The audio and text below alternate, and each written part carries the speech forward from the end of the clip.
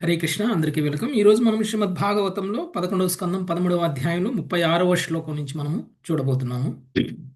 ఉద్ధవ గీతలో శ్రీకృష్ణ భగవానుడు హంసావతారంలో ఉన్నప్పుడు అక్కడ ఉన్నటువంటి బ్రహ్మదేవుడికి మరియు కుమార గణానికి ఏమి తెలియచేశారు అనేటువంటి విషయాన్ని మనము చూస్తున్నాం. ఇక భౌతికమైనటువంటి మాయ గురించి ఇంతకు ముందు శ్లోకంలో కొన్ని శ్లోకాలలో మాట్లాడటం అనేటువంటిది జరిగింది. భౌతికమైనటువంటి మాయ ఎలాంటిది అని అంటే భగవంతుడు ఈ మాయని ఎలా సృష్టించారో చూడండి. అంతా ఉంది, అంతా కనిపిస్తుంది, కానీ కనిపించే ప్రతిదీ కూడా శాశ్వతం కాదు. కనిపించే ప్రతిదీ కూడా ఏదో ఒక రోజు ఉండకుండా పోతుంది. అంటే కాలం ఎలాంటిది అని అంటే ఆ కాలంలో కనిపిస్తున్నటువంటి ప్రతిదీ కూడా నశిస్తుంది, మార్పు చెందుతుంది. ఒక్క క్షణము పోయింది అంటే ఒక క్షణం ఆయుష్ పోయినట్టే. ఒక రోజు గడిచిపోయింది అని అంటే ఒక రోజు మన వయసు తగ్గిపోయింది. అంటే మనము ప్రతి క్షణము మరణిస్తున్నాం. ప్రతి క్షణము మనలో ఉన్న మన బాడీ మారుతూ ఉంది. ప్రతి క్షణము మారుతూ ఉంది. ఈ మార్పు మనకి కనపడట్లేదు. ఈ మార్పుని మనం అర్థం చేసుకోవట్లేదు. అందుకనే మనం చాలా అజ్ఞానంలో ఉన్నాం. జరిగిపోయినటువంటి ఒక క్షణాన్ని ఏ విధంగా అయితే తీసుకురాలేమో ఆ క్షణాన్ని కనుక మనం సరిగా ఉపయోగించుకోకపోతే నష్టపోయేది కూడా మనమే. కాబట్టి మాయ ద్వారా సృష్టించబడినటువంటి ఈ విశ్వంలో మనం ఎలా ఉండాలి, మనం ఎలా ఉంటే మనకి ఇవ్వబడినటువంటి అతి కొద్ది సమయం వృధా కాకుండా చాలా చక్కగా ఉపయోగించుకున్నట్లు అవుతుంది అనేటువంటిది మనం ఈ సెక్షన్ ద్వారా చాలా ఈజీగా తెలుసుకోవచ్చు. ఎందుకంటే అశాశ్వతమైనటువంటి ప్రతిదీ కూడా శాశ్వతం అనుకుంటున్నాం. చివరికి మన శరీరం కూడా అశాశ్వతమే. అలాంటిది మన శరీరమే అశాశ్వతమైనప్పుడు మన శరీరానికి సంబంధించిన ప్రతిదీ కూడా శాశ్వతంగా ఉండిపోవాలి అనేటువంటి ప్లాన్స్ వేయడం అనేటువంటిది చాలా చాలా మూర్ఖత్వం. కాబట్టి భక్తులు ఇలాంటి తప్పులు చేయరు. అలా అని వీళ్ళు మొత్తం వదిలేసి వైరాగ్యాన్ని ప్రదర్శించి సన్యాసాన్ని తీసుకుంటారా అంటే తీసుకోరు. వాళ్ళకున్న ప్రతిదీ కూడా భగవంతుడి యొక్క సేవలో వాడతారు. ప్రతిదాన్ని కూడా భగవంతుడి సంబంధంలో గడుపుతారు. ఏ క్షణమైతే మనం భగవంతుడి సంబంధంలో గడపలేదో అది వృధా. ఆ క్షణం వృధా. ఆ క్షణం వృధా కాకుండా ఉండాలంటే ప్రతి క్షణాన్ని మనము చెక్ చేసుకోవాలి, ఎలా గడిపాను అని పరీక్షించుకుంటూ మనము మన సమయాన్ని ముందుకి నడపాలి. ఆ విధంగా మనము ఆధ్యాత్మికంగా పురోగమిస్తాం. ఆ విధంగా మనము భగవంతుడి యొక్క ధామానికి వెళ్ళగలుగుతాం. లేదు అని అంటే కనుక ఈ యొక్క జన్మ మృత్యు చక్రంలోనే ఉండిపోతాం. ఓకే, సో ఇది మనము చూసాం భ్రమలో ఉండకుండా. నెక్స్ట్ 36వ శ్లోకం ఈరోజు చూద్దాం. ఇందుమతి మాతాజీ. దేహం హరే కృష్ణ చ ప్రభు. నశ్వరం అవస్థితముత్థితం వా దేహం చ నస్వరం అవస్థితముత్థితం వా సిద్ధో న పశ్యతి యతోధ్యగమస్వరూపం సిద్ధో న పశ్యతి యతోధ్యగమత్స్వరూపం దైవాదపేతమతదైవ వశాధుపేతం దైవాదపేతమద దైవవశాదుపేతం వాసో యథా పరికృతం మధిరామరధాందాం వాసో యథా పరికృతం మదిరామదాంధః. మదిరాపానమత్తుడైన వ్యక్తి తన దేహంపై వస్త్రము ఉన్నది లేనిది గమనించినట్లు ఆత్మానుభవమునందు పరిపూర్ణుడు నిత్య స్వరూప సిద్ధిని పొందినవాడు అయిన వ్యక్తి తాత్కాలిక దేహము కూర్చున్నదో నిలుచున్నదో గమనించడు. త్రాగబోతు తన వస్త్రం యొక్క స్థితిని గమనించని రీతిగా ఆత్మదర్శి అయిన భగవత్ సంకల్పముచే తన దేహము నశించినను లేదా దైవవశమున క్రొత్త దేహము లభించినను నిజముగా గమనించడు. భాష్యము: ఆధ్యాత్మిక స్వరూపమును సాధించినట్టి కృష్ణ భక్తి భావనాయుతుడు భౌతిక జగమునందుని ఇంద్రియ భోగమును తన జీవిత లక్ష్యముగా స్వీకరింపడు. నిరంతరము భగవత్ సేవలో నెలకొనిన వాడై అతడు తాత్కాలిక మగు దేహము చంచలమగు మనస్సు భౌతికములను ఎరిగి ఉండును. కృష్ణ భక్తి భావనాయుత మగు మహోన్నత మగు బుద్ధిచే అతడు భగవత్ సేవ ఎందే నిలిచి ఉండును. ఈ శ్లోకమునందుని త్రాగుబోతు ఉపమానము చక్కగా పొసగినది. సాంఘిక సమావేశములందు జనులు మదిరాపానము కావించి బాహ్య విస్మృతికి లోనగుట అందరి అనుభవంలోనిదే. అట్లే ముక్తాత్ముడైన వ్యక్తి అదివరకే ఆధ్యాత్మిక దేహమును పొంది ఉండును. అందువలన తన అస్తిత్వము భౌతిక దేహంపై ఆధారపడదని అతడు ఎరిగి ఉండును. అయినను అతడు దేహమునకు ఎటువంటి శిక్షను విధించక భగవత్ సంకల్పముగా తన గతిని సహజముగా స్వీకరించిన వాడై తటస్థునిగా నిలిచి ఉండును. హరే కృష్ణ ప్రభుజీ దండోత్ ప్రణామం. తటస్థుడిగా నిలిచి ఉండడం. ఓకే, దాని గురించి మాట్లాడుతున్నాం. ఏ విధంగా అయితే తాగుబోతు తన ఒంటి మీద ఉన్నటువంటి వస్త్రం ఉందా పోయిందా అనేటువంటి విషయాన్ని కూడా అర్థం చేసుకోనంత ఇదిగా ఆయన తన్మయత్వంలో గాలిలో తేలుతూ ఉంటారు కదా. తాగుబోతులు గాలిలో తేలుతూ ఉంటారు. ఏ విధంగా అయితే వాళ్ళు వాళ్ళ తన్మయత్వంలో ఉంటారో, అంటే డ్రగ్స్ తీసుకున్న వాళ్ళు, మత్తు పదార్థాలు తీసుకున్న వాళ్ళు ఎలా అయితే ఉంటారో, అంటే వాళ్ళ చేతనం గురించి మాట్లాడుతున్నారు. ఏ విషయంలో? వాళ్ళ శరీరానికి సంబంధించిన విషయంలో. యాక్చువల్గా అయితే అదేమీ మంచి ఇదేం కాదు. ఓకే, కాకపోతే మనం అక్కడ గమనించాల్సింది ఏమిటి అని అంటే, వాళ్ళకి ఆ మత్తులో ఉన్నప్పుడు ఆ శరీరానికి ఏ సంబంధం, ఆ శరీరానికి సంబంధించి వాళ్ళు ఏం కేర్ చేయరు.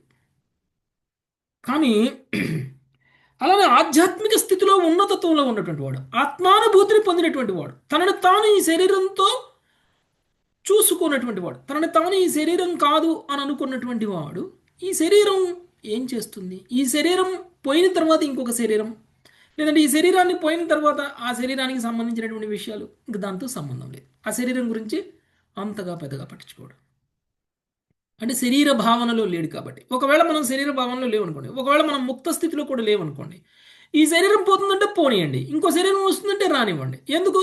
ఈ శరీరంలో ఉన్నా నేను ఆధ్యాత్మిక స్థితిలోనే ఉండాలి, ఈ శరీరం పోగొట్టుకొని కొత్త శరీరాన్ని పొందినా కానీ నేను ఆధ్యాత్మిక చేతనంలోనే ఉండాలి, అంటే ఆత్మస్థాయిలోనే ఉండాలి. భౌతిక స్థాయిలో మళ్ళీ శరీర స్థాయిలోకి వచ్చి పనులు చేయకూడదు. కాబట్టి ఒక వస్త్రాన్ని చూసినట్టు చూస్తాడు ఒక శరీరాన్ని ఆధ్యాత్మికంగా ఉన్నతి చెందినటువంటి వాడు. సో వస్త్రం చిరిగిపోతే పడేస్తాం, బాధపడతామా మనం ఏమన్నా? కొత్త వస్త్రాన్ని తీసుకున్నందుకు ఇంకా సంతోషపడతాం. అలానే ఆధ్యాత్మిక చేతనాన్ని కలిగి ఉన్నటువంటి వ్యక్తి, ఉన్నతమైనటువంటి స్థితిలో ఉన్నటువంటి వ్యక్తి శరీరాన్ని కూడా ఒక వస్త్రంతోనే సమానంగా చూస్తారు. 37 లీలాకారిణి మాతాజీ.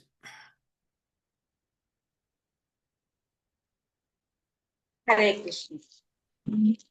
దేహోపి దైవ వశగః ఖలు కర్మ యావా.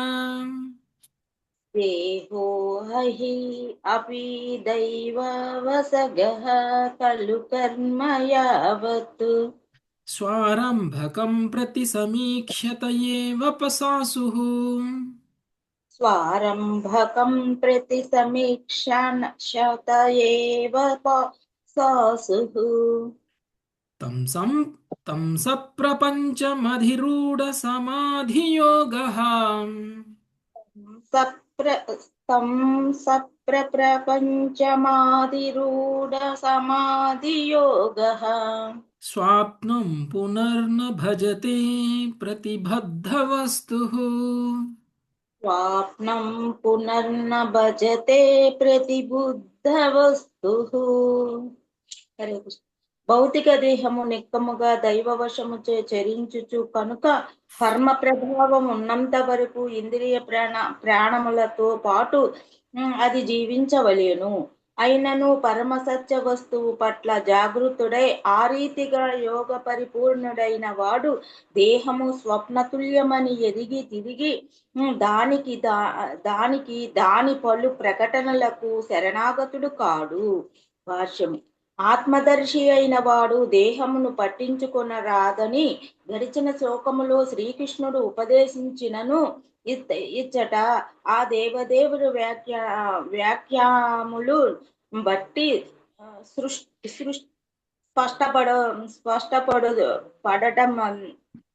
పడునదేమనగా మనుజుడు మూర్ఖముగా దేహములను ఎండబెట్టక లేదా గాయపరచక పూర్వకర్మ శృంగములు పూర్తగువంత వరకు ఓపికగా వేచి ఉండవలెను. ఆ సమయమున దేహము తన గతి అనుసరించి సహజముగానే రాలిపోగలదు. కృష్ణ భక్తి భావనాయితుడు దేహపోషణ పట్ల శ్రద్ధను కనబరిచినచో అతడు దాని పట్ల తిరిగి ఆసక్తుడయ్యేడి ప్రమాదమున్నదా అనే సంశయము ఇచ్చట కలుగవచ్చును. దేవదేవుడే నిజ వస్తువని ఎరిగిన వాడై కృష్ణ భక్తి భావన యందు మహోన్నతుడై వ్యక్తి కేవలం స్వప్నతుల్యమైనట్టి దేహముతో తిరిగి తదాత్మనం చెందడని శ్రీకృష్ణుడు ఇక్కడ తెలుపుచున్నాడు. హరే కృష్ణ. చాలా గొప్ప విషయాన్ని శ్రీకృష్ణుడు ఇక్కడ తెలియజేస్తున్నారు. ఏదైతే మనము పొందామో ఈ భౌతికమైనటువంటి శరీరం, అది భగవంతుడు మనకి ఇస్తే దొరికింది. అంటే మనము వచ్చే జన్మలో మనం ఏం శరీరం పొందాలి అనేటువంటిది ఎవరు నిర్ణయిస్తారు? భగవంతుడే నిర్ణయిస్తారు. ఓకే, మరి ఎవరికి ఎలాంటి శరీరం రావాలి అనేటువంటిది భగవంతుడు ఎలా నిర్ణయిస్తారు? ఈ జన్మలో చేసుకున్నటువంటి కర్మలను బట్టి. అంటే మనకి ఇప్పుడు పొందినటువంటి ఏదైతే శరీరం ఉందో ఆ శరీరం కూడా మనం పూర్వజన్మలోనూ చేసుకున్నటువంటి కర్మల ఆధారంగా దొరికింది. అంటే భగవంతుడు మనకి శరీరంతో పాటు కొన్ని సౌకర్యాలని, కొన్ని వసతులని అన్నిటినీ కూడా ఇచ్చేశారు. ఒక కుటుంబాన్ని ఇచ్చారు, ఒక సమాజాన్ని ఇచ్చారు, ఒక కులాన్ని ఇచ్చారు, లేకపోతే ఒక పదవిని ఇచ్చారు. ఏదేదైతే మనం అందరం ఈ భౌతిక శరీరంతో పొంది ఉన్నామో అవన్నీ కూడా మనకి భగవంతుడు ఇచ్చినాయి. అయితే ఏదైతే మనకి భగవంతుడు ఇచ్చాడో అది అశాశ్వతం. భౌతికంగా మనకి భగవంతుడు ఏదైతే ఇచ్చాడో అది అశాశ్వతం. అంటే ఈరోజు ఉంటుంది, రేపు ఉండదు. మనం కూడా ఈరోజు ఉంటాము, ఈ శరీరం కూడా ఈరోజు ఉంటుంది, రేపు ఉండదు. అలాంటి ఈ స్వప్నతుల్యమైనటువంటి ఏదైతే మనకి భగవంతుడు ఇచ్చాడో, స్వప్నతుల్యమైందంటే నిద్రలో కళ ఉంటుంది, కళలో మనం అంతా కూడా నిజంగా అనుకుంటాము, నిద్ర లేవగానే అది ఉండదు. నిద్రలో చూసింది ఏది నిజం కాదు. నిద్రలో కళలో చూసినటువంటిది ఏది కూడా శాశ్వతం కాదు. కళ అయిపోగానే, చాలామంది కళ అయిపోగానే అంటే మెలకు రాగానే కళ ఏమొచ్చిందో కూడా మర్చిపోతాం, కళలో ఏమొచ్చిందో కూడా మర్చిపోతాం. అంటే అంత స్వప్నతుల్యమైనటువంటిది మన జీవితం కూడా అంతే. ఈ శరీరాన్ని వదిలేయగానే ఈ శరీరానికి సంబంధించిన మొత్తం జ్ఞాపకం పోతుంది, మొత్తం పోతుంది. అలానే మనమేం పోము, మనం ఉంటాం. కానీ ఈ శరీరానికి సంబంధించినటువంటి మన జ్ఞాపకాలన్నీ పోతాయి. మళ్ళీ కొత్త శరీరం రాగానే కొత్త శరీరానికి సంబంధించినటువంటి జ్ఞాపకాలన్నీ ఉంటాయి. అంటే నిన్నటి కళకి ఈ రోజు కళకి సంబంధం లేదు. నిన్నటి కళ మనం నిన్ననే మర్చిపోతాం, ఈ రోజు కళ మళ్ళీ కొత్తది. కళలో ఉన్నప్పుడు మనం నిజంగానే అనుకుంటాం, ఎప్పుడైతే మనం నిద్రలేస్తామో అది పోతుంది. అలానే ఈ శరీరం కూడా స్వప్నతుల్యమైనటువంటిది, స్వప్నంతో సమానమైనటువంటిది. మరి అలాంటి ఒక స్వప్నతుల్యమైనటువంటి భౌతికమైనటువంటి శరీరాన్ని, భౌతికమైనటువంటి వసతులని మనకి కలిగించినటువంటిదప్పుడు దాన్ని మనం ఎలా వాడాలి, దాన్ని మనం ఎలా ఉపయోగించుకోవాలి? స్వప్నతుల్యమైనది అయినా సరే దాన్ని గనక సరి అయినటువంటి విధంగా గనక ఉపయోగించుకోగలిగితే అప్పుడు మనము ఈ యొక్క తిరిగి మళ్ళీ భౌతిక శరీరంలో రావాల్సిన అవసరం లేనటువంటి పరిస్థితికి మనకి ఉపయోగపడుతుంది. అంటే భగవంతుడు ఇచ్చినటువంటి భౌతిక స్థితి మనకి ఆధ్యాత్మిక స్థితికి వెళ్ళడానికి ఉపయోగపడాలి. భగవంతుడు ఇచ్చినటువంటి భౌతిక శరీరాన్ని మనము మన అస్తిత్వాన్ని తెలుసుకోవడం కోసం ఉపయోగపడాలి. అలా గనక మనం ఉపయోగించకపోతే భగవంతుడు ఇచ్చిన దాన్ని మనం వృధా చేసినట్లు. ఎలా ఉంటే మనం సరిగా ఉపయోగించుకున్నట్లు అని అంటే కృష్ణ భక్తి భావనలో ఉంటే మనము సరిగా ఉపయోగించుకున్నట్లు. అందుకని కృష్ణుడు చెప్తున్నాడు, నీకు నేను ఇచ్చాను, ఇచ్చింది టెంపరీ, కానీ దాన్ని ఉపయోగించుకో, తిరిగి కృష్ణ భక్తి భావనలోకి రా. శాశ్వతమైనటువంటి ఆనందాన్ని, శాశ్వతమైనటువంటి సంతోషాన్ని పొందాలి అని అంటే ఈ తాత్కాలికమైనటువంటి శరీరాన్ని ఉపయోగించుకుని మాత్రమే నువ్వు చేయగలవు. అలా కాకుండా మనము ఏదైతే స్వప్నతుల్యమైనదో అలాంటి స్వప్నతుల్యమైనటువంటి దేహంతో గనక మనం తాదాత్మ్యం చెందాము అంటే అంటే ఇది శాశ్వతం, స్వప్నతుల్యమైనా సరే మనం అర్థం చేసుకోవట్ల, ఇది శాశ్వతం, ఇదే నేను అని అనుకున్నాము అని అంటే మాత్రం మనం తప్పు చేస్తున్నట్లు. ఓకే, అది మనకి ఇక్కడ కృష్ణుడు చెప్తున్నటువంటి విషయం. నెక్స్ట్ 38వ శ్లోకం. లక్ష్మీ రూప సత్యభామ మాతాజీ. మయైతదుక్తం ఓ విప్రా గుహ్యం యత్సాంఖ్యయోగయో. మయైదుక్తం ఓ విప్ర గుహ్యం యత్సాంఖ్యయోగయో. సుఖోమల మాతాజీ మీరు మ్యూట్ చేస్తారా? నేను మ్యూట్ సారీ చేస్తాను. సారీ ప్రభు. జానీతమాఘతం యజ్ఞం యుష్మద్ధర్మ వివక్షయా. జానీతమాగతం యజ్ఞం యుష్మధర్మ వివక్షయా. ఓ బ్రాహ్మణులారా, దేని ద్వారానైతే మనుజుడు ఆత్మ అనాత్మల తాత్వికముగా భేదపరుపగలరో అట్టి గుహ్యమగు సాంఖ్య జ్ఞానమును దేని ద్వారానైతే అతడు పరబ్రహ్మముతో జతకూడగలడో అట్టి అష్టాంగ యోగమును నేనిప్పుడు మీకు వివరించి తిని. నేను విష్ణు భగవానుడననియు మీ మీ నిజమైన ధర్మమును వివరించుటకే మీ ఎదుట ప్రకటితమైతిననియు ఎరుగురు. భాష్యము. బ్రహ్మదేవుని తనయుల శ్రద్ధను పెంపొందించుటకు తన ఉపదేశములను ఘనతను సుస్థాపితము కావించుటకు శ్రీకృష్ణుడు ఇప్పుడు మర్యాద చొప్పున తనను విష్ణు భగవానునిగా తెలుపుకొనుచున్నాడు. యజ్ఞో వై విష్ణు అని వేదములందు తెలుపబడినది. సాంఖ్య విధానమును అష్టాంగ యోగ విధానమును వివరించుట ద్వారా భగవానుడు స్వామి నీవెవరవు అనడి ఋషుల ప్రశ్నలకు సమాధానమును వసగినాడు. ఈ విధముగా బ్రహ్మదేవుడు అతని తనయుల హంసావతారునిచే జ్ఞాన ప్రధానము కావించబడిది. హరే కృష్ణ ప్రభు. సో బ్రాహ్మణులారా అంటే ఎవరు ఇక్కడ? నలుగురు కుమారులు, సనత్ కుమార్. ఓకే, సో ఈ నలుగురు కుమారులకి హంసావతారంలో ఉన్నటువంటి శ్రీకృష్ణ భగవానుడు సమాధానం చెప్పారు ఇప్పటిదాకా. వాళ్ళకి చెప్పినటువంటి ఈ సమాధానం ఉద్ధవుడు అడిగినటువంటి ప్రశ్నకి సమాధానం ఎలా అయింది? ఉద్ధవుడు మొదటిగా అడిగినటువంటి ప్రశ్న ఏమిటి? మనము ఈ భౌతిక విశ్వంలో ఉంచబడ్డాం. భౌతిక విశ్వంలో ఉంచబడ్డటువంటి మనకి సూక్ష్మ స్థూల శరీరాలు ఉన్నాయి. మనసు, సూక్ష్మ శరీరంలో మనసు చాలా ముఖ్యమైనది. సూక్ష్మ శరీరమైనటువంటి మనసు భౌతికమే, స్థూల శరీరమైనటువంటి ఈ యొక్క శరీరం కూడా భౌతికమే.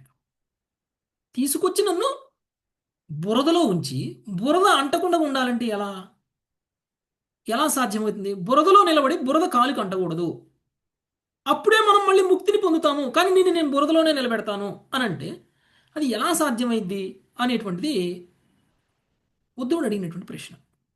అంటే నువ్వు నన్ను తీసుకెళ్ళి మనసు అనేటువంటి భౌతికమైనటువంటి ఆచ్ఛాదనంలో పెట్టేశావు.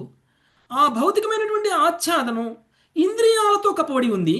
ఆ ఇంద్రియాలు ఇంద్రియార్థాలను చూసి అట్రాక్ట్ అవుతాయి.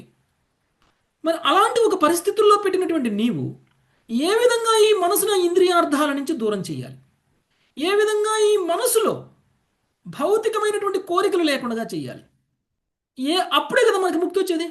మరి ముక్తి ఎలా సాధ్యమవుతుంది? ముక్తి సాధించిన వాళ్ళు ఇలా చేశారా?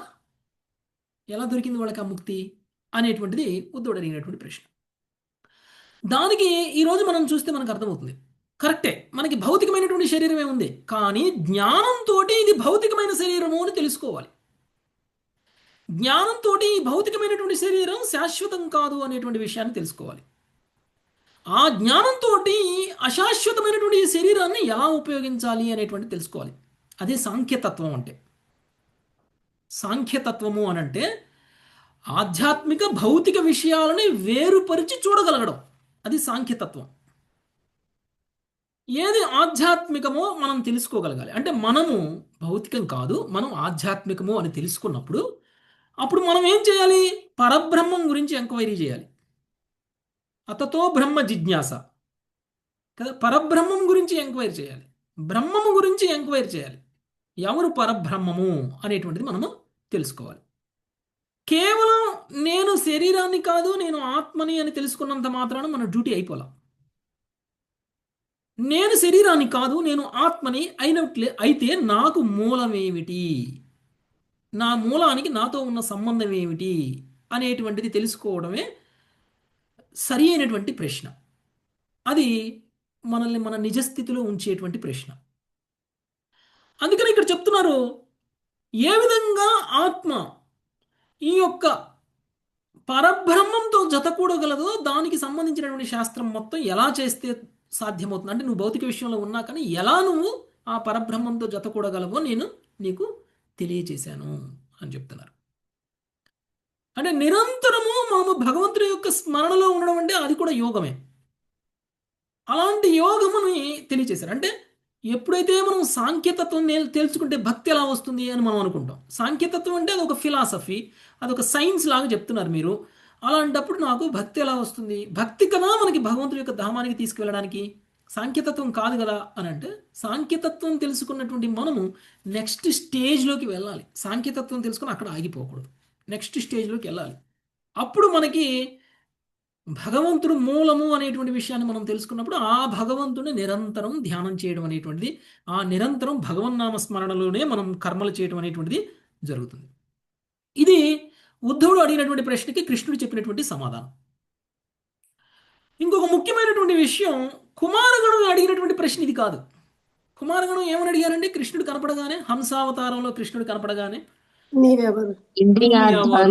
నువ్వు ఎవరు అని అడిగారు. First question. నువ్వు ఎవరు అని అడిగినటువంటి ప్రశ్న మనందరికీ భౌతికంగా కనిపిస్తుంది కదా. నేను ఇప్పుడు మిమ్మల్ని మీరు ఎవరు అని అడిగితే నేను పలానా సత్యవతి, నేను పలానా ప్రమేల అని చెప్పారనుకోండి, అడిగిన ప్రశ్న భౌతికమే, చెప్పిన సమాధానము భౌతికమే. కానీ కుమారగణం భౌతిక స్థాయిలో ఉన్నారా అలాంటి ప్రశ్న అలా అడగడానికి? పోనీ కుమారగణానికి వచ్చిన వాళ్ళు ఎవరో తెలియక అడిగారా? లేదు. కుమారగణం అడిగిన నీవు ఎవరు అనేటువంటి ప్రశ్నకి నాకు పరబ్రహ్మం గురించి తెలియజేయి అని చెప్పడం. వచ్చి నిలబడింది ఎవరు? పరబ్రహ్మం. పరబ్రహ్మము హంసావతారంలో కనపడుతున్నారు, హంస రూపంలో కనిపిస్తున్నారు. హంస రూపంలో కనిపిస్తున్నటువంటి నీ గురించి చెప్పు అని అడుగుతున్నారు వాళ్ళు. ప్రభుజీ విశ్వనాథ చక్రవర్తుల వాళ్ళు మరి కామెంట్ చేశారు కదా ప్రభుజీలా. అది కామెంటరీ, ఓకే, అది కామెంటరీ. కానీ కానీ సనక సనందాదుల యొక్క ముఖ్యమైనటువంటి ఉద్దేశం నీవు ఎవరు అని అంటే పరబ్రహ్మం గురించి తెలుసుకోవాలి అని. మనలాంటి వాళ్ళకి దాన్ని భౌతికంగా అర్థం చేసుకుంటాం కదా. అందుకని విశ్వనాథ చక్రవర్తి ఠాకూర్లు భౌతిక స్థాయిలో ఎక్స్ప్లెయిన్ చేస్తున్నారు మనకి. ఓకే, ఎందుకు మనకి ప్రభుపాదుల పర్పోట్లైనా విశ్వనాథ చక్రవర్తి పర్పోట్లైనా కానీ ఎందుకు మనకి నీవు ఎవరు అనేటువంటి ప్రశ్నకి ఒకే ఆధ్యాత్మిక స్థాయిలో ప్రశ్నను తీసుకుంటే ఆధ్యాత్మిక స్థాయిలో సమాధానం చెప్దాం, లేదు భౌతిక స్థాయిలో ప్రశ్నను తీసుకుంటే భౌతిక స్థాయిలో సమాధానం చెప్దాం, లేదు నేను భగవంతుణ్ణి అని అనుకుంటావా అంటే ఆ స్థాయిలో తీసుకుంటే ఆ స్థాయిలో సమాధానం. ఏ స్థాయిలో తీసుకున్నా కానీ నువ్వు అనుకున్నవన్నీ తప్పు అని ఖండించి నీవు ఎవరు అని అంటే నేను పరబ్రహ్మంని అని చెప్పడం కోసం భగవంతుడు ఇలా చెప్పారు అని విశ్వనాథ చక్రవర్తి ఠాకూర్లు మనకి భాష్యం చెప్తున్నారు. ఓకే, ఇప్పుడు ఆ నీవు ఎవరు అనేటువంటి దానికి సమాధానం నేను ఎవరినో కాదు, నేను ఆ పరబ్రహ్మాన్ని, ఆ పరబ్రహ్మంతో జతకూడేటువంటి యోగాన్నే నేను నీకు ఇప్పటిదాకా తెలియచేశాను. ఆ పరబ్రహ్మం ఎవరో కాదు, విష్ణువుని అని చెప్పారు. హంసావతారంలో ఉన్నటువంటి పరబ్రహ్మం విష్ణు భగవానుడిని అని తెలుసుకో, నీ ముందు నేను హంస రూపంలో ప్రకటమయ్యాను అని తెలియజేస్తున్నారు. నెక్స్ట్ 39వ శ్లోకం రోజామాతాజీ. అహం యోగస్య సాంకస్య సత్యస్య అర్థస్య తేజసః. అహం యోగస్య సంఖ్యస్య సత్యస్య అర్థస్య తేజసః. పరాయణం ద్విజశ్రేష్ఠ శ్రేయః కీర్తేర్ధమస్య చ. పరాయణం ద్విజశ్రేష్ఠః శ్రేయః కీర్తేర్ధమస్య చ. ఓ బ్రాహ్మణోత్తములారా, యోగ విధానమునకు సాంఖ్యమునకు సత్యమునకు సత్యయుతమగు ధర్మమునకు, తేజస్సునకు, సౌందర్యమునకు, యశస్సునకు, ఆత్మ నిగ్రహమునకు నేనే పరమాశ్రయుడనై ఉన్నాను. భాష్యము. పర్యాయ పదములైనట్టి సత్యస్య, కృతస్య అనునవి వరుసగా చక్కని ధర్మపాలనమును మరియు ధర్మము యొక్క నమ్మకమైనట్టి వివరణను సూచించినని శ్రీధర స్వామి పలికిరి. దేవదేవుడు గాంచిన వివరణను విని బ్రహ్మదేవుని తనయులు ఆశ్చర్యచకితులై, ఆహా, ఎంతటి అద్భుతమైన జ్ఞానమును వింటిమి అని తలుచుచుండిరని శ్రీల విశ్వనాథ చక్రవర్తి ఠాగూర్ వివరించిరి. వారి సంభ్రమమును గుర్తించిన వాడే భగవానుడు తనను గురించిన వారి అవగాహనను ధ్రువపరచుటకు ఈ శ్లోకమును పలికెరు. హరే కృష్ణ. ఓకే. ఓ బ్రాహ్మణోత్తములారా, యోగ విధానమునకు, సాంఖ్యమునకు, సత్యమునకు, సత్యయుతమునకు, ధర్మమునకు, తేజస్సునకు, సౌందర్యమునకు, యశస్సునకు, ఆత్మ నిగ్రహమునకు నేనే పరమాశ్రయుడనై ఉన్నాను. ఓకే, అంటే అన్నిటికీ నేనే మూలము. అన్ని జ్ఞానాలు కూడా నా దగ్గరికే తీసుకొస్తున్నాయి మిమ్మల్ని. మీరు సాంఖ్యయోగం తీసుకున్నా అది నా దగ్గరికే తెస్తుంది. మీరు ఏ యోగ ప్రక్రియను తీసుకున్నా అది నా దగ్గరికే తీసుకొస్తుంది. మీరు చేసేటువంటి ఏ పుణ్య కార్యాలు తీసుకున్నా అది నా దగ్గరికే తీసుకొస్తుంది. ఇక్కడ ధర్మము అని అంటున్నారు. ఏంటండి ధర్మ, అర్థ, కామ, మోక్షాల ధర్మం ఏమిటి? ధర్మం ఏమిటి? ధర్మం అంటే శాస్త్రబద్ధంగా మనం చేసేటువంటి పనులు. శాస్త్రం మనకి ఒక పుణ్యమై ఒక సాత్విక గుణంలో ఉండమని చెప్తుంది, సాత్వికంగా కర్మలు చేయమని చెప్తుంది. మన యొక్క బాధ్యతలను మనం నెరవేర్చడం చూసారా, అది కూడా ధర్మమే. ఇవన్నీ కూడా మనల్ని ఎక్కడికి తీసుకెళ్తాయి? చివరికి శ్రీకృష్ణుడి దగ్గరికి తీసుకెళ్తాయి. చరమ ఆశ్రయం నేనే అని అన్నారు. అందుకని మనకి భగవద్గీతలో కృష్ణుడు వేదాలన్నింటినీ చదివితే తెలుసుకోవాల్సింది నన్ను అని చెప్పారు కృష్ణుడు. మనం వేదాలు చదవకుండానే కృష్ణుడిని దేవాది దేవుడు అని తెలుసుకున్నాం అనుకోండి, వేదాలు చదవాల్సిన అవసరం కూడా లేదు. ఏ వేదాన్ని చదవాల్సిన అవసరం లేదు. ఎందుకు? వేదం చదివితే ఏది నేర్చుకోవాలో అది మనం చదవకుండానే నేర్చేసుకున్నాం. కాబట్టి ఇంక మనం వేదం చదవాల్సిన అవసరం ఏంటి? ఏం అవసరం లేదు. అందుకనే మీరందరూ అనొచ్చు, నా దగ్గర ఈ బుక్ ఉందండి, నా దగ్గర ఆ బుక్ ఉందండి, నా దగ్గర ఆ శాస్త్రం ఉంది, నా దగ్గర ఈ శాస్త్రం ఉంది, నా దగ్గర అనేక శాస్త్రాలు ఉన్నాయి, నేను పలానా కవి రాసింది, పలానా ఆచార్యుడు రాసింది, పలానా ఆచార్యుడు రాసింది, ఎవరైనా రాయనియండి. చివరికి మీకు అంతిమ లక్ష్యం శ్రీకృష్ణ భగవానుడు అనేటువంటి విషయాన్ని కనుక మీకు తెలియచేయకపోతే అది ఆధ్యాత్మికమైనటువంటి గ్రంథం కాదు. దానివలన మీకు ఎలాంటి ఆధ్యాత్మికమైనటువంటి ప్రయోజనము ఉండదు. మనకి రజోగుణయుతమైన, తమోగుణయుతమైన, సత్వగుణయుతమైనటువంటి శాస్త్రాలు ఉన్నాయి. ఏ గుణంలో ఉన్నటువంటి వాళ్ళకి ఆ శాస్త్రం ఉపయోగపడుతుంది. రజోగుణయుతమైనటువంటి శాస్త్రం మనకేం చెప్తుందంటే కర్మకాండ చేపిస్తుంది. ఇది చేయండి, అది చేయండి, అలా చేస్తే ఈ లాభం, ఇలా చేస్తే ఈ లాభం అనేది మనకి తెలియజేస్తుంది. ఒకవేళ మనం తెలుసుకున్నటువంటి ఆ శాస్త్రం వల్ల మనకి కృష్ణుడి మీద ప్రేమ కలగకపోతే అలాంటి శాస్త్రం వృధా, భౌతికం, పూర్తిగా భౌతికం. అంటే మనం చేసేటువంటి నోములు, మనం చేసేటువంటి వ్రతాలు, మనం చేసేటువంటి అనేక పుణ్యకార్యాలు మనకి కృష్ణుడి మీద ప్రేమను కలిగిస్తున్నాయా లేదా అనేటువంటిది ఇంపార్టెంట్. కృష్ణుడి పట్ల మనకు ఆకర్షణ కలిగిస్తున్నాయా లేదా అనేది ఇంపార్టెంట్. ఎందుకు కృష్ణుడు చెప్పేశాడు, అన్ని ధర్మాలు కూడా చరమ ఆశ్రయం నేను అనేటువంటి విషయాన్ని చెప్పారు. మరి చరమ ఆశ్రయాన్ని మనం పొందకపోతే మనం చేసినటువంటి ధర్మం యొక్క ఫలితం ఏంటి? దానివల్ల అది అధర్మమే అవుతుంది తప్ప ధర్మం కాదు కదా. అందుకనే కృష్ణుడు భగవద్గీతలో సర్వధర్మాన్ పరిత్యజ్య మామేకం శరణం వ్రజ అని అన్నారు కదా. అన్ని ధర్మాలని వదిలేసేయండి, అన్ని ధర్మాలని వదిలేసేయండి, మీరు చేసే ప్రతి ధర్మాన్ని వదిలేసేయండి. మీరు చేయాల్సిందల్లా ఏంటంటే నన్ను శరణు పొందడం. యాక్చువల్గా భగవద్గీత 700 శ్లోకాలే చెప్పారు కాబట్టి అంత వివరణగా చెప్పి ఇందుకు నేను మీకు చెప్తున్నాను అన్ని ధర్మాలు వదిలేయండి అని చెప్పలేకపోయారు. అందుకనే మనకి భాగవతం అవసరమైంది. ఎందుకు కృష్ణుడు ఒక శ్లోకంలో అన్ని ధర్మాలు వదిలేయమని చెప్పారు అనేది జస్టిఫికేషన్ మనకు అర్థం కాక కృష్ణుడు ధర్మం చేయొద్దు అంటున్నారు, అధర్మాలు చేయమంటున్నారు అనుకుంటారు. ఎందుకంటే కృష్ణుడు చెప్పినటువంటిది ఏమిటి అని అంటే ఆ ధర్మాలన్నీ కూడా లౌకికమైపోతాయి ఎప్పుడు ఆ ధర్మాలన్నిటికీ కూడా చరమ ఆశ్రయమైనటువంటి నా దగ్గరికి మీరు చేరుకోకపోతే అని. ఓకే. ఇంకొక విషయం ఏమిటి అని అంటే, ఏ జ్ఞానమైనా కృష్ణుడే ఆశ్రయమైనప్పుడు కృష్ణుడే ఆశ్రయమైనటువంటి జ్ఞానాన్ని ఎవరిస్తే అది కృష్ణుడు ఆశ్రయం అవుతుంది అంటే స్వయంగా కృష్ణుడే ఇస్తారు. అంటే జ్ఞానము ఎక్కడో కొని తెచ్చుకునేది కాదు, ఎవరో ఊహించి నిద్రలో కలలు కని రాసేది కాదు. ఓకే. అంటే మనం చదివేటువంటి భాగవతం, మనం చదివేటువంటి వేదాలే కానివ్వండి, లేకపోతే మనం చదివేటువంటి భగవద్గీత కానివ్వండి, ఏ శాస్త్రమైనా సరే అది కృష్ణుడి నుంచి వస్తేనే అది ప్రామాణికం. కృష్ణుడి నుంచి రానటువంటి జ్ఞానం తిరిగి కృష్ణుడి దగ్గరికి చేర్చదు కదండి. కృష్ణుడి నుంచి రాని జ్ఞానము తిరిగి అది కృష్ణుడి దగ్గరికి చేర్చదు. అందుకనే కృష్ణుడి నుంచి రాని జ్ఞానాన్ని మనం వదిలేసేయాలి.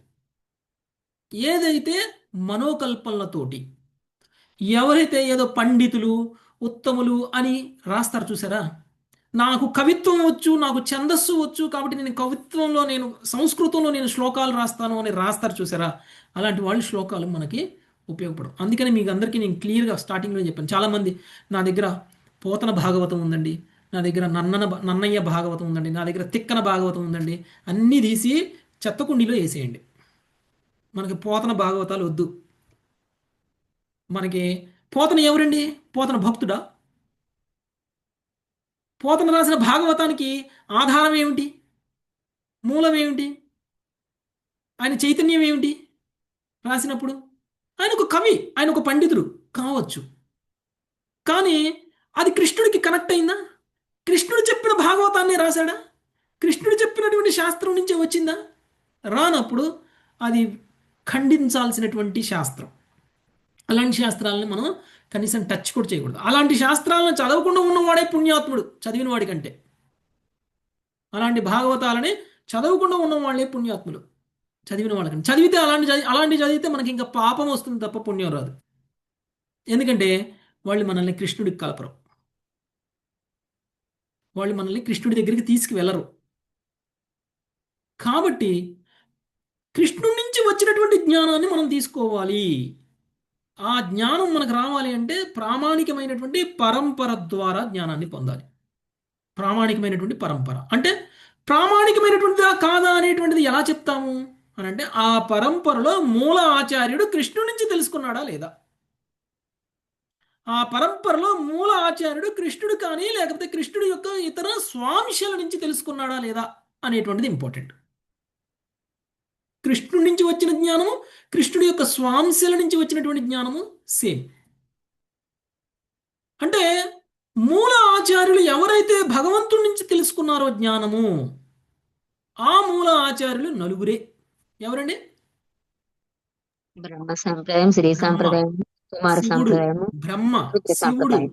లక్ష్మీదేవి, తర్వాత కుమారగణం. కుమారగణానికి అనేక సందర్భాల్లో భగవంతుడు కలిశారు. కుమారగణానికి అనేక సందర్భాల్లో భగవంతుడు జ్ఞానాన్ని ఇచ్చారు. ఇదొక సందర్భం. హంస రూపంలో భగవంతుడి జ్ఞానం ఇవ్వడం కూడా అదొక సందర్భం. అంటే కుమారగణానికి జ్ఞానం మూలం ఏంటి అంటే భగవంతుడే స్వయంగా. హంసావతారంలో భగవంతుడు ఎవరితో మాట్లాడారు? నలుగురు కుమారులతో మాట్లాడారు. అంటే నలుగురు కుమారుల యొక్క జ్ఞానం అనేటువంటిది మనోకల్పితమైన జ్ఞానమా? కాదు, అది ప్రామాణికమైనటువంటి జ్ఞానం. అదే కుమారగణాల ద్వారా తెలుసుకున్నటువంటి జ్ఞానాన్ని కనుక మనం పొందితే మనం ఎక్కడికి వెళ్తాం? నరకానికి. కుమారగణం ద్వారా పొందిన జ్ఞానం, వాడి ద్వారా కుమారగణానికి జ్ఞానం భగవంతుడి నుంచి వచ్చింది మాత్రమే. ప్రామాణికంగా వెళ్తాం ప్రభు. స్వామినే పొందుతాం. కుమారగణం నుంచి స్వామినే పొందుతాం. తెలుసుకున్నటువంటి జ్ఞానం మనల్ని భగవంతుడి దగ్గరికి తీసుకెళ్తుంది. స్వామిని ఓకే. అదే బ్రహ్మ నుంచి తెలుసుకున్నటువంటి జ్ఞానం కూడా మనల్ని తిరిగి భగవంతుడి దగ్గర తీసుకెళ్తుంది. అలానే శివుడి నుంచి తెలుసుకున్న జ్ఞానం కూడా మనల్ని తిరిగి భగవంతుడి దగ్గరికి చేరుస్తుంది. లక్ష్మీదేవి నుంచి తెలుసుకున్న జ్ఞానం కూడా మనల్ని తిరిగి భగవంతుడి దగ్గర తీసుకెళ్తుంది. అందుకని ఈ 4 రుద్ర సాంప్రదాయం, శ్రీ సాంప్రదాయం, బ్రహ్మ సాంప్రదాయం, తర్వాత కుమార సాంప్రదాయం, ఈ 4 ప్రామాణికమైనటువంటి సాంప్రదాయాలు. ఈ సాంప్రదాయాలలో ఇవ్వబడినటువంటి శాస్త్రాలు ఏవైతే ఉంటాయో అవి ప్రామాణికం.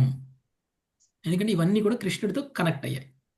మెయిన్ ఎలక్ట్రిసిటీ బోర్డుతో కనెక్షన్ తీసేస్తే మనకి ఎన్ని స్విచ్లు ఉన్నా ఎన్ని లైట్లు ఉన్నా ఏమీ ఎలగవు కదా. కృష్ణుడికి మెయిన్ కనెక్షన్ అక్కడ పీకేశారనుకోండి, ప్లగ్ అక్కడ పీకేశారనుకోండి, మనం ఎన్ని చదివినా కృష్ణుడికి కనెక్ట్ అవ్వం. మరి అందుకనే అది చాలా ఇంపార్టెంట్.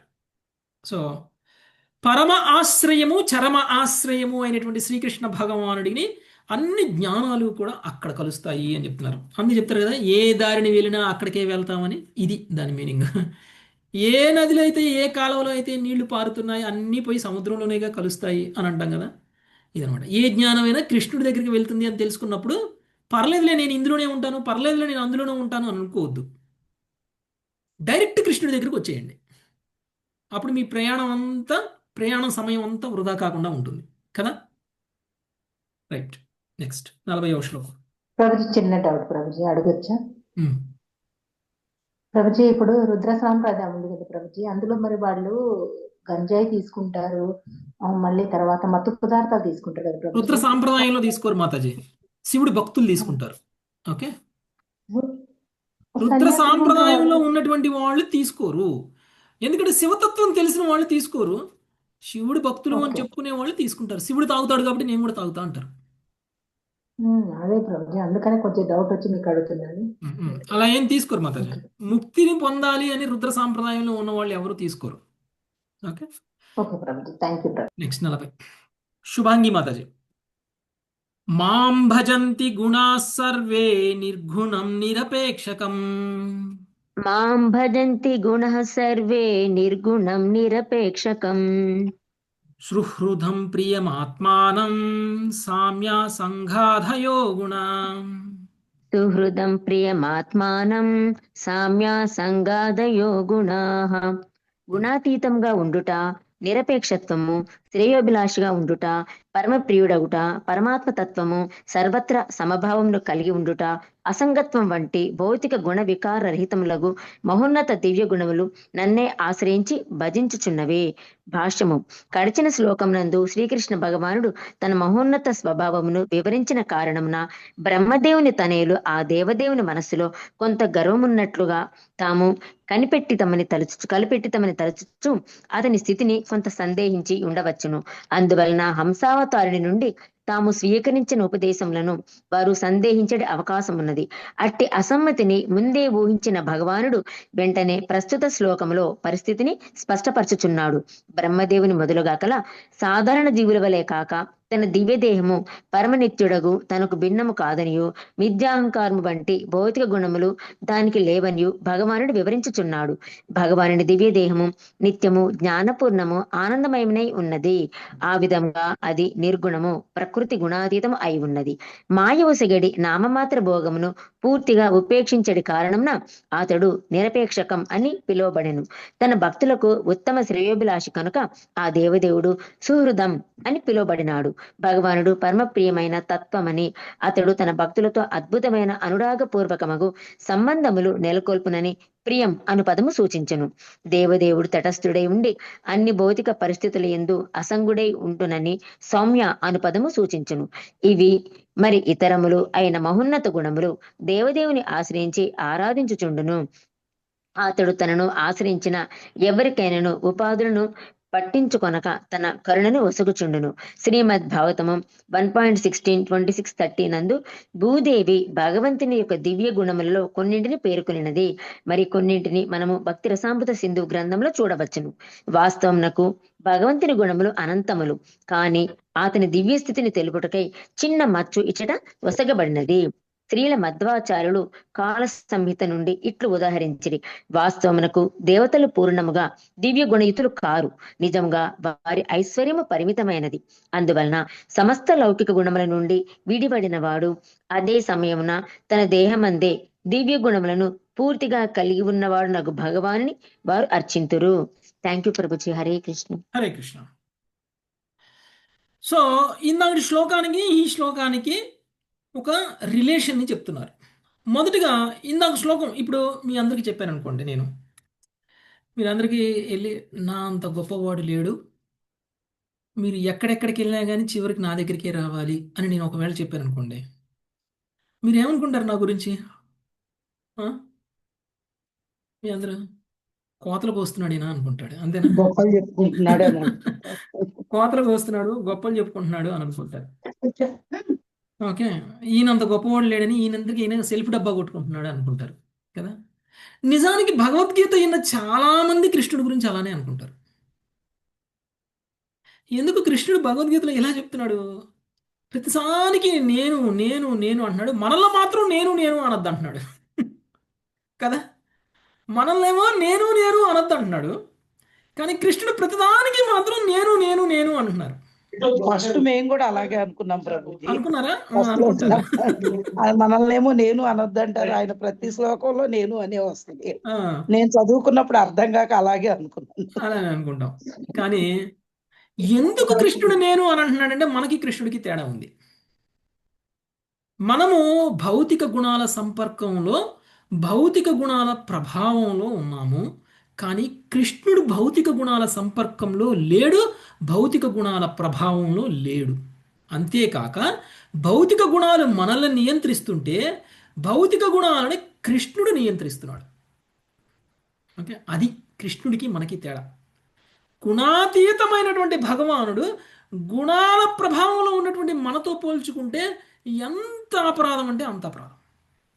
మనం చేసేటువంటి పెద్ద అపరాధం ఏమిటి అని అంటే, గుణాతీతమైనటువంటి భగవానుడు గుణ ప్రభావంలో ఉన్నటువంటి మనతో సమానం అని అనుకోవడమే పెద్ద అపరాధం. అది ఎప్పటికీ కాదు, ఎప్పటికీ సమానం కాదు. మనందరం ఈ శరీరాన్ని పొందాలి అని మీరు చాయిస్ తీసుకుని వచ్చారా? మీరు ఈ శరీరంలోకి లేదు ప్రభుజీ. మీరందరూ నాకు నాకు ఇలానే ఉండాలి, నేను తెల్లగా ఉండాలి, నేను పొట్టిగా ఉండాలి, నేను నల్లగా ఉండాలి, నాకు కళ్ళజోడు వద్దు, నాకు కళ్ళజోడు కావాలి, ఇలా చాయిస్ తీసుకున్నావా? ఇవన్నీ మనం చాయిస్ తీసుకున్నామా? లేదు లేదు ప్రభుజీ. మనకి మనకి పలానా తెలియకుండానే తల్లిదండ్రులు వచ్చు. కావాలి, మనకి పలానా కుటుంబం కావాలి, మనకి పలానా ఊరు కావాలి, పలానా వంశం కావాలని చాయిస్ మనకు లేదు. ఏది ఇస్తే అది తీసుకున్నాం. తీసుకొని ఎలా వచ్చింది అనేది కూడా ఆలోచించట్లా మనం. ఎక్కడి నుంచి వచ్చాము అనేది కూడా ఆలోచించట్లా మనం. కానీ కృష్ణుడు ఒకవేళ శరీరాన్ని తీసుకున్నారే అనుకుందాం భౌతిక విషయంలో, తను కూడా మనలాగానే చాయిస్ లేకుండా ఏదో ఒక రకంగా వచ్చేస్తారా? అస్సలు చిచి మనతో పోల్చిన పని లేదు ప్రభుజీ. చాయిస్ ఉంటుంది ఆయన ప్రభుజీ. ఆయన అవతారి తన అవతారి తల్లిదండ్రులని, ఆయన ఎవరు నాకు తల్లిదండ్రులు ఉండాలి అని ఆయన ఎంచుకుంటారు కదా. దేవకి వసుదేవులకి కృష్ణుడు పుట్టక ముందే మీరే నా తల్లిదండ్రులు అని చెప్పిన తర్వాత పుట్టారు కదా. అవును ప్రభుజీ. సో ఆ విధంగా భగవంతుడు తన తల్లిదండ్రుల్ని ఎంచుకుంటారు, తను పుట్టేటువంటి వాతావరణాన్ని ఎంచుకుంటారు, తనకి ఎవరెవరు ఆ, మిత్రులుగా లేకపోతే కుటుంబ సభ్యులుగా కావాలి అనేటువంటిది కూడా ఎంచుకుంటారు. కానీ మనకు ఆ చాయిస్ లేదు. అందుకనే కృష్ణుడికి మనకి తేడా ఉంది. మనం కృష్ణుడిలా కాదు. అందుకని కృష్ణుడు ఏం చెప్తున్నారు ఇక్కడ అంటే, నేను నిర్గుణుణ్ణి, నా మీద గుణ ప్రభావం లేదు. అంటే నాకున్న శరీరం భౌతికం కాదు. మనకున్న శరీరం భౌతికం, కానీ కృష్ణుడికున్న శరీరం భౌతికం కాదు. ఇప్పుడు హంస రూపంలో కనిపించిన కృష్ణుడు అదే కృష్ణుడు, నరసింహస్వామి రూపంలో కనిపించిన అదే కృష్ణుడు, రాముడి రూపంలో కనిపించిన అదే కృష్ణుడు, ఇంకా ఏ వామనావతారంలో కనిపించినా అదే కృష్ణుడు. మన కళ్ళకి చూడడానికి వివిధ రూపాల్లో కనిపిస్తున్నాయి, కానీ భగవంతుడికి ఏ రూపంలో ఉన్నా కానీ ఆధ్యాత్మికమైనటువంటి శరీరమే. ఎందుకు ఆధ్యాత్మికమైనటువంటి శరీరం అంటే, ఆ అన్ని రూపాలలో ఏ రూపం మీద కూడా భగవంతుడి మీద గుణ ప్రభావం లేదు. అందుకని ఆయన గుణాలకి అతీతమైనటువంటి వాడు. తర్వాత శ్రేయోభిలాషి. నిజంగా కృష్ణుడు శ్రేయోభిలాష కాదా మనందరికీ? 100% ప్రభుజీ. కృష్ణుడు శ్రేయోభిలాషి కాకపోతే మీ మిత్రులు మీతోటి ఎంతకాలం ఉంటారు చెప్పండి? మీ తల్లిదండ్రులు మీతోటి ఎంతకాలం ఉంటారు? మీ భర్త మీతోటి ఎంతకాలం ఉంటారు? మీ పిల్లలు మీతోటి ఎంతకాలం ఉంటారు? ఉంటారా శాశ్వతంగా మీతోటి? కానీ కృష్ణుడు మీతోటి శాశ్వతంగా ఉంటాడు. ఎస్ ప్రభుజీ. ఒక శ్రేయోభిలాషి మాత్రమే ఎప్పుడూ మనం వెన్నంటి ఉంటాడు. పరమాత్మ రూపంలో భగవంతుడు ఏం చేశారు? పరమాత్మ రూపంలో విస్తరించి ఆత్మ పక్కనే కూర్చుని ఉంటున్నాడు నిరంతరం. మనం చేసే పిచ్చి పనులకి, మనం చేసే మంచి పనులకి మనం అన్నిటినీ సాక్షిగా భరిస్తూ చూస్తూ ఉన్నాడు. భరిస్తూ చూస్తూ. ఎందుకంటే వీడు ఎప్పుడు నా వైపు తిరుగుతాడా, ఎప్పుడు నేను తీసుకెళ్ళిపోవాలా, ఎప్పుడు నా వైపు తిరుగుతాడా, ఎప్పుడు నేను తీసుకెళ్ళిపోవాలా అంటే మనల్ని ఉద్ధరించడానికి మనం ఎన్ని పాపాలు చేసినా మన పక్కన ఉంటున్నాడు. మన మిత్రులు అనుకోండి, వాళ్ళకి మనం సహాయం చేసినంతసేపు వాళ్ళు మనతో ఉంటారు. ఎప్పుడైతే వాళ్ళకి మనం సహాయం చేయడం ఆపేసామో చూడండి, మీరు మీ మిత్రులు మీతో ఉంటారేమో. ఉండరు ప్రభుజీ. మరి అలాంటి మిత్రులు శ్రేయోభిలాష అవుతారా? మనం ఎంత హాని చేసినా కృష్ణుడిని నేను నమ్మను అని చెప్పిన వాడి హృదయంలో కూడా పరమాత్మ రూపంలో కృష్ణుడు ఉంటాడు. అవునా కదా? ఎస్ ప్రభు, సాక్షిభూతుడుగా ఉంటారు. కృష్ణుడిని దూషించే వ్యక్తి యొక్క శరీరంలో కూడా కృష్ణుడు పరమాత్మ రూపంలో ఉన్నాడు. అంటే మనం పాపాత్ములమైన, మనం చెడ్డవాళ్ళమైన, హంతకులమైన, మనం ఏదైనా సరే కృష్ణుడు మాత్రం మన వెన్నంటే ఉండి పరమాత్మ రూపంలో మనం చేసేటువంటి ప్రతి పనికి సాక్షిలా, మనం చేసేటువంటి ప్రతి పనికి కూడా అప్రూవ్ చేసేటువంటి వ్యక్తిగా ఆయన అలానే ఉండి చూస్తూ ఉన్నాడు మనకల్లి. అది నిజమైనటువంటి శ్రేయోభిలాష అంటే కదా. ఇన్ని గుణాలు కృష్ణుడికి ఉన్నాయి. పరమాత్మ తత్వం, సర్వత్రా సమభావాన్ని కలిగి ఉండేటువంటి తత్వం, పరమ ప్రియమైనటువంటి వ్యక్తి, అసంగత్వాన్ని ప్రదర్శించేటువంటిది. కృష్ణుడికి ఉన్నటువంటి అసంగత్వం గురించి ఎవరికైనా ప్రశ్న ఉందా? కృష్ణుడికి వైరాగ్యం ఉంది అని 16,108 మంది భార్యలు ఉన్న వ్యక్తికి వైరాగ్యం ఉండడం ఏంటండి? వైరాగ్యం ఉంటే ఒక్క భార్య కూడా ఉండకూడదు అని అంటారు కదా. కానీ కృష్ణుడికి ఉన్న వైరాగ్యం ఈ సమస్త సృష్టిలో ఎవరికీ లేదు. మనం ఇంతకుముందే చెప్పుకున్నాం. కృష్ణుడు లేకపోతే కురుక్షేత్ర యుద్ధంలో పాండవులు గెలిచేవాళ్లే కాదు. అంటే కృష్ణుడి శక్తి సామర్థ్యాలతోటి, కృష్ణుడి యుక్తితోటి కురుక్షేత్ర యుద్ధంలో సమస్త ప్రపంచ రాజులందరినీ ఓడించగలిగినటువంటి పాండవులకి వెళ్ళి అడగండి ఎలా గెలిచారు మీరు అని. కృష్ణుడి వల్ల గెలిచాము అని చెబుతారు. మరి అలాంటప్పుడు కృష్ణుడు నాకు రాజ్యం కావాలి అని అన్నాడా? రాజ్యాన్ని కృష్ణుడు అనుభవించాలి అని కోరుకున్నారా? అది అసంగత్వం అంటే. ఓకే. తర్వాత కంసుడిని వధించినప్పుడు మథురకి తానే రాజు అవ్వచ్చు. అయ్యాడా? మథురకి రాజు ఎవరు? కంసుడు మరణించిన తర్వాత తాతయ్య ఉగ్రసేనుడు రాజు చేశాడు. ఉగ్రసేనుడే రాజు చేశాడు. తర్వాత ఉగ్రసేనుడు రాజుగా చేసినప్పుడు మథురకి కృష్ణుడు ఉన్నాడు అని చెప్పేసి కృష్ణుడు చంపడం కోసం జరాసంధుడు వస్తూ ఉండేవాడు. జరాసంధుడి వల్ల మథురకి అనేక ప్రమాదాలు వచ్చాయి. ఆ ప్రమాదాలన్నింటినీ కృష్ణుడే కాపాడాడు. ప్రమాదాలన్నిటి నుంచి మథురావాసులందరినీ కూడా కృష్ణుడే కాపాడాడు. ఇలా వీళ్ళు రోజు దండెత్తి రావడం ఏంటి, రోజు మార్నింగ్ వాక్ వెళ్ళి వాళ్ళందరినీ చంపి రావడం ఏంటి, ఎన్నాళ్ళు ఇది నడవాలి ఎట్లా అని రాత్రికి రాత్రి కృష్ణుడు మథుర నుంచి మథురావాసులందరినీ ద్వారక తీసుకెళ్ళిపోయారు. రాత్రికి రాత్రే ద్వారకా నగరాన్ని సృష్టించేసేశారు. ద్వారకా నగరాన్ని సృష్టించినటువంటి ద్వారకాధీశుడైనటువంటి శ్రీకృష్ణుడు అక్కడ కూడా రాజుగా ఉన్నారా? లేదు, ఉగ్రసేనుడే రాజు చేశారు. ఉగ్రసేనుడే రాజు చేశారు అక్కడ కూడా. అంటే జరాసంధుడు అండర్లో లక్షల మంది రాజులు ఉన్నారు, కోట్ల మంది రాజులు ఉన్నారు. వాళ్ళందరూ కూడా జరాసంధుడికి సపోర్ట్ చేస్తూ మథుర మీద దండెత్తొస్తుంటే వాళ్ళందరినీ చంపగలిగినటువంటి కృష్ణుడు ప్రపంచం మొత్తానికి రాజు అయిపోవచ్చుగా. అంటే కృష్ణుడికి వైరాగ్యం ఉందా లేదా? అంతెందుకు అంతెందుకు సమస్త ఐశ్వర్యాలని పొంది ఉన్నటువంటి కృష్ణుడు, అంటే 16,108 మంది భార్యలు ఉన్న కృష్ణుడికి 16,108 ప్యాలెస్లు ఉన్నాయి. ఒక ప్యాలెస్లోనే అందరు నుంచలా, ఒక్కొక్క ప్యాలెస్లో ఒక్కొక్కరు నుంచాడు. అంత ఐశ్వర్యాన్ని కలిగి ఉన్నటువంటి కృష్ణుడు కురుక్షేత్ర యుద్ధం సమయంలో ఒక రథసారథిగా పనిచేశారు. అంటే ఒక డ్రైవర్గా పనిచేశారు. మరి వైరాగ్యం ఉన్నట్టేగా. ఇది సంపూర్ణ వైరాగ్యాన్ని, అంటే కృష్ణుడికి ఉన్నటువంటి ఐశ్వర్యాలలో వైరాగ్యం కూడా ఒక ఐశ్వర్యం. అందుకనే కృష్ణుడు ఇన్ని లక్షణాలు ఉన్నాయి కాబట్టి ఆయన భగవంతుడు. ఇన్ని లక్షణాలు ఉన్నాయి కాబట్టి ఆయన భౌతిక గుణ వికార రహితమగు మహోన్నత దివ్య గుణములు అన్నీ కూడా నన్నే ఆశ్రయించి భజించుచున్నవి అని చెప్తున్నాను. ఓకే, ఆపుదాం. మొదటి ఇంక 2 శ్లోకాలు ఉన్నాయి. ఏం చేద్దాం? 2 శ్లోకాలు చదివేసి ఒకసారి. ఓకే, మంజులత మాత చదవండి. ఇతి మే చిన్న సందేహ మునయః సనకాదయః. ఇతి మే చిన్న సందేహ మునయః సనకాదయః. సభాజయిత్వా పరయా భక్త్యా గృణత సంస్తవై.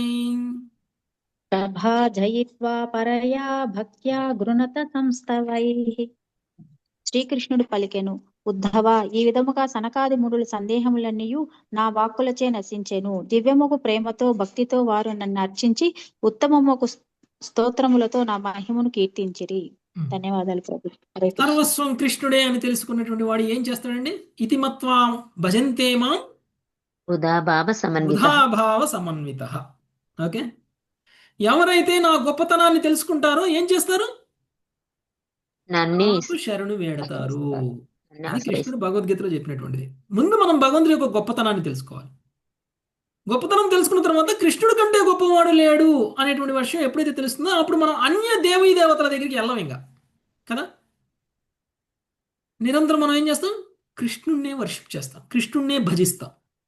అలానే ఇప్పటి వరకు చెప్పిందంతా తెలుసుకున్నటువంటి సనకాది మునులు ఏం చేస్తున్నారండి? కృష్ణుణ్ణి కృష్ణుణ్ణి ఆశ్రయిస్తారు. భక్తితో స్మరిస్తూ, భక్తితో అర్చిస్తూ, ఉత్తమ స్తోత్రాలతో ఆయన మహిమలని కీర్తిస్తూ ఉన్నారు.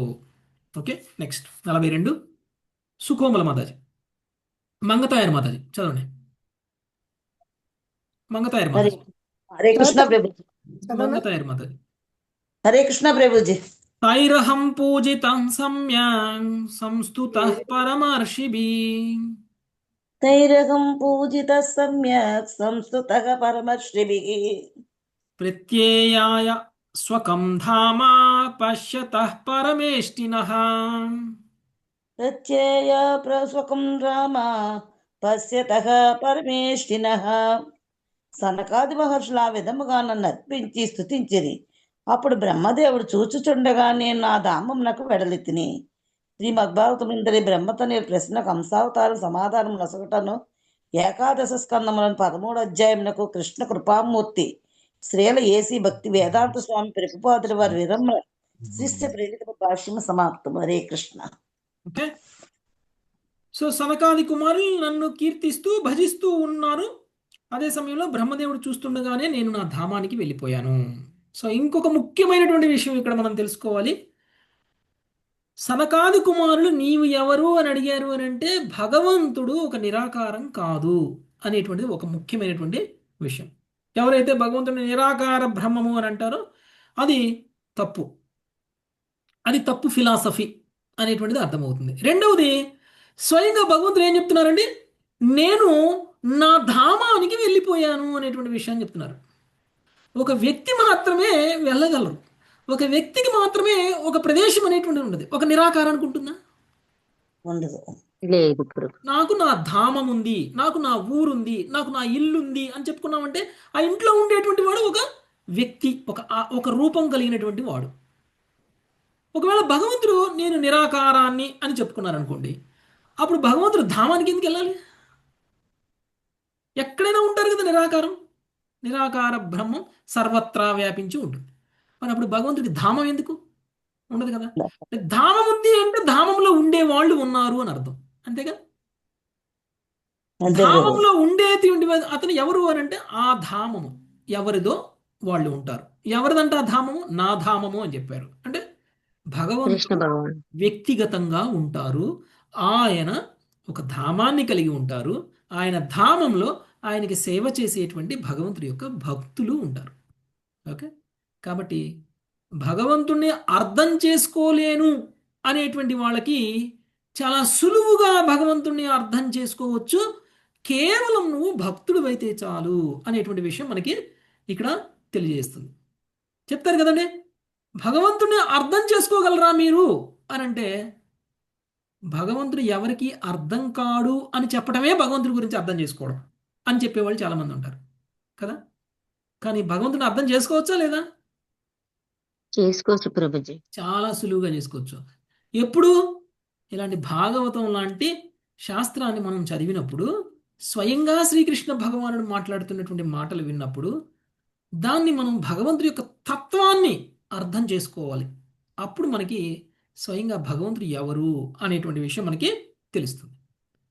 లేదు అని అంటే ఇలాంటి మనోకల్పనలతో రాసేటువంటి వాళ్ళ శాస్త్రాలను వింటూ మనం సరిగా చదవకుండా మనం ప్రశ్నిస్తూ ఉంటూ, మనకి ఏ శాస్త్రము తెలియకపోయినా కానీ శాస్త్రం తెలిసినటువంటి వాళ్ళు చెప్తున్నటువంటి దానికి కూడా మనం విశ్వాసం చూపించకపోతే మనకి భగవంతుడు అర్థం కాడు, ఎప్పటికీ అర్థం కాడు. ఓకే, కానీ కేవలం భక్తులమైతే తప్ప మనకి భగవంతుడు అర్థం కాడు. అందుకని మనకి కృష్ణుడు భగవద్గీతలో చెప్పిన ప్రతిసారి నువ్వు నా భక్తుడు కాబట్టి నేను నీకు తెలియజేస్తున్నాను అని చెప్తున్నారు అర్జునుడికి. అర్జునుడికి ఎందుకు చెప్పారు? అర్జునుడు కృష్ణుడికి భక్తుడు కాబట్టి చెప్పాడు. భక్తుడు కాని ప్రతి వాళ్ళకి భగవద్గీత అర్థం కాదు. కాబట్టి భక్తుడిగా భగవంతుడికి శరణాగతులం అయితే అప్పుడు కృష్ణుడు చెప్పేది మనకు అర్థమవుతుంది. అందుకనే కృష్ణుడి గురించి కూడా మనకు అర్థమవుతుంది. ఇక్కడ సనకాది కుమారులు నీవు ఎవరు అని అడిగారు. భగవంతుడు నేను ఎవరు అనేటువంటి దానికి సమాధానం చెప్పేశారు.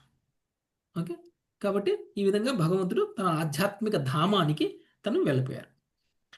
ఇక్కడికి 13 అధ్యాయాలు కంప్లీట్ అయిపోతాయి. 14వ అధ్యాయం శ్రీకృష్ణుడు ఉద్ధవునకు యోగ పద్ధతిని వివరించుట.